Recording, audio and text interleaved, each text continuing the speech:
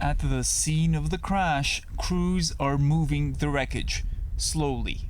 The area of the crash is very steep, very dangerous for the responders, for the crews that are coming in to remove it.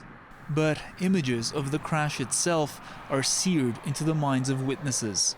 There's a lot of injuries, there was a lot of blood, people were screaming. These two friends were on another bus nearby. They raced to the scene to try to help. There was a old mom on the ground laying down, just calling for her daughter. And I went around the bus and I saw about 4 more people just badly injured. Strangers delivered first aid and helped any way they could. So I picked up about 4 phones, about 5 wallets, and I put them in a bag and I gave it to the man in charge, and he told me that I was a good man, apparently. Yeah. But Sahim says there was only so much he could do. There was a couple who was on the ground too. The guy was holding her girlfriend or his wife on his hands, and her girlfriend was had her last breaths at that moment, and she passed away right in front of my eyes. And the guy's reaction was he was screaming, he was in pain, he was praying. I couldn't help him at all. CBC News has identified one of the passengers who died as 24-year-old Dionne Jocelyn Durocher from Canoe Narrows, Saskatchewan. She and her boyfriend were on the last day of their trip.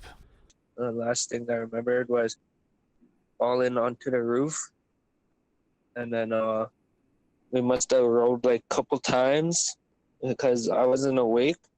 When I woke up, I seen my girlfriend laying right beside me. She was barely breathing. A 2-year relationship that ended far too soon. I told her it was gonna be okay, that people were coming for us, but it was too late. I knew she was already gone, so I just laid there with her. I covered up in a blanket with her, and I put my hoodie on her head. Police have released details about the other 2 passengers who died, a 28-year-old woman from Edmonton and a 58-year-old man from India. I wasn't told to cover up the bodies, but in common human decency, I went and covered up their bodies with the blankets. 14 people were initially taken from this scene in critical condition. 10 are no longer listed as critical, and the other 4 are now stable. Police also said today they've ruled out a rock slide as a reason for the crash.